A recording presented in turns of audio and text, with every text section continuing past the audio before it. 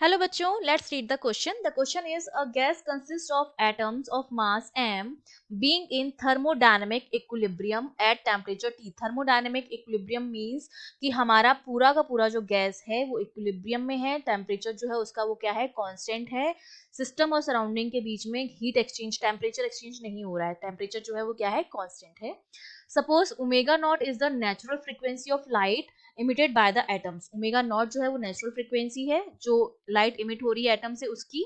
Find the relative width delta omega upon omega not of a given spectral line, that is the width of the line between the frequencies at which I omega equals to I not by two. जहां पर I omega की value I not by two है वहां पर मुझे relative width की value calculate करनी है. ठीक है, तो अब देखिए इस क्वेश्चन को सॉल्व करने के लिए हमारा जो की कॉन्सेप्ट रहेगा, उस की कॉन्सेप्ट में सबसे पहले तो हम ये मान के चलते हैं कि जो हमारी लाइट है, जो वेलोसिटी वेक्टर है प्रोजेक्शन का, वो एक्स डायरेक्शन में है. अगर एक्स डायरेक्शन में है तो उसका vx हो गया, वेलोसिटी वेक्टर जो हो गया उसका वो vx हो गया है. ठीक है, और हमने ये मान लिया कि जो हमारी फ्रीक्वेंसी है, लाइट इमिट जो कर रही है फ्रीक्वेंसी, हमारे एटम्स, मैंने मान लिया कि हमारे जो एटम्स हैं वो v वेलोसिटी से क्या कर रहे हैं, मूव कर रहे हैं. और एटम से जो लाइट इमिट हो रही है, लाइट इमिट जो हो रही है उसकी नेचुरल फ्रीक्वेंसी ओमेगा नॉट है और उसकी फ्रीक्वेंसी जो है वो आपकी ओमेगा है. तो ओमेगा नॉट की करस्पॉन्डिंग जो इंटेंसिटी होगी, स्पेक्ट्रल इंटेंसिटी, वो आई नॉट होगी. और ओमेगा के करस्पॉन्डिंग जो इंटेंसिटी होगी, स्पेक्ट्रल इंटेंसिटी, वो आई ओमेगा होगी.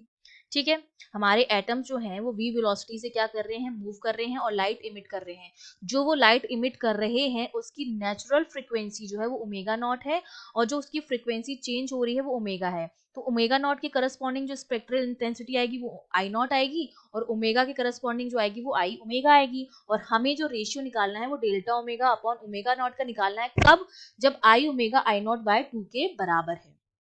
ठीक है, तो सबसे पहले तो हम क्या करें, आई ओमेगा की इक्वेशन निकाल लें. आई ओमेगा की इक्वेशन निकालने के लिए सबसे पहले मैं नंबर ऑफ एटम निकाल लूं जो time interval V x and V X plus D we X में आ रहे हैं. तो इस टाइम इंटरवल में नंबर ऑफ एटम्स जो आएंगे, जो फॉल कर रहे हैं, number of atoms falling within this interval, वो हमारे पास कितने हो जाएंगे, N we X D we X exponential की power minus M V X square upon two K T D we X. ठीक है, ये हमारे पास क्या हो गए, नंबर ऑफ एटम्स हो गए हैं. अब अगर हमें पता है कि हमारे एटम वी वेलोसिटी से मूव कर रहे हैं और जो फ्रीक्वेंसी होती है लाइट की ओमेगा, वो हम किस तरह से देते हैं, वो हमारी बराबर होती है omega not one plus V upon C, और ये एक्स डायरेक्शन में तो वी एक्स अपॉन सी, इसके बराबर होती है हमारी जो फ्रीक्वेंसी होती है लाइट की जो इमिट कर रही है एटम, उनकी फ्रीक्वेंसी जो होती है उसका रिलेशन नेचुरल फ्रीक्वेंसी के साथ किस तरह से होता है, ये होता है. ठीक है, तो अब मैं क्या कर सकती हूँ कि जो मेरा जो फ्रीक्वेंसी डिस्ट्रीब्यूशन है उसको हम किस तरह से लिख सकते हैं, जो मेरा फ्रीक्वेंसी डिस्ट्रीब्यूशन आएगा, डिस्ट्रीब्यूशन, उसको मैं किस तरह से लिख सकती हूँ, n omega d omega that is equals to n we x and d we x, इस तरह से लिख सकती हूँ मैं. ठीक है, और यहाँ पर वी एक्स की जो वैल्यू होती है that is given by c omega minus omega not upon omega not. ठीक है, तो यहाँ पर अगर मैं वैल्यू पुट कर दूं तो वैल्यू हमारे पास कितनी आ जाएगी, हमें मिलेगा एन ओमेगा डी ओमेगा की minus exponential, sorry, this is exponential n omega d omega e की power which is your exponential e की power minus mc square upon 2kt.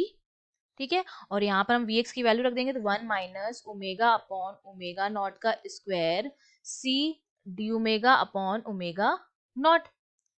ठीक है, ये हमें मिल गया एक्सप्रेशन. तो अब अगर मैं मान, हम जानते हैं कि जो हमारी स्पेक्ट्रल इंटेंसिटी होती है आई ओमेगा, वो एन ओमेगा की क्या होती है, प्रोपोर्शनल होती है. तो अगर ये एन ओमेगा की प्रोपोर्शनल होती है तो आई ओमेगा की जो वैल्यू आ जाएगी वो हमारे पास कितनी हो जाएगी, आई नॉट ई की power minus M C square upon two K T 1 minus omega upon omega not का स्क्वायर, इसके बराबर आ जाएगी. आई ओमेगा जो होती है, स्पेक्ट्रल इंटेंसिटी जो होती है, वो एन ओमेगा की क्या होती है, प्रोपोर्शनल होती है. तो आई ओमेगा हमारे पास इतना आ गया, मतलब आई ओमेगा जो आ गया वो हो गया आई नॉट ए की power minus M C square upon two k two. अगर मैं अल्फा मान लूँ तो alpha 1 minus omega upon omega not का स्क्वायर, ये मेरे पास आई ओमेगा आ गया है। अब हमें क्या करके मान के चलना है कि जो ओमेगा है वो हमारा किसके बराबर है, omega not plus minus half of delta omega.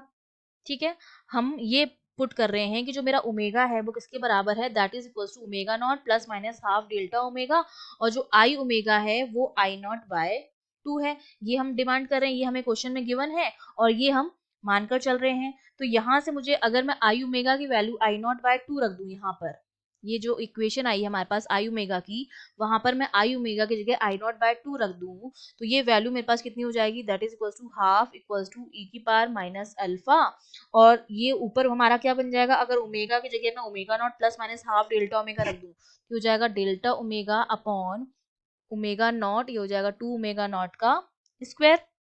अब मैं क्या कर लूं, दोनों साइड लॉग ले लूं, तो जब मैं लॉग लूंगी तो ये तो मेरा हो जाएगा log 2,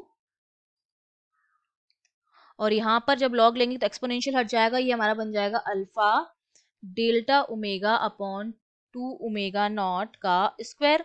तो यहाँ से delta omega upon 2 omega naught जो है वो किसके बराबर हो जाएगा, यहाँ स्क्वायर है तो यहाँ पर रूट लग जाएगा, ये हो जाएगा यहाँ पर रूट ऑफ 2 log 2, और अल्फा की वैल्यू अगर यहाँ लिख देंगे तो हो जाएगा K T upon M C square.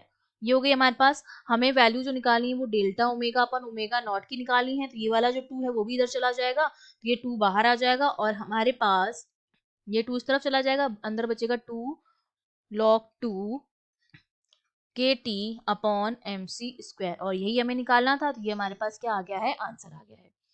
I hope you understood well, all the best.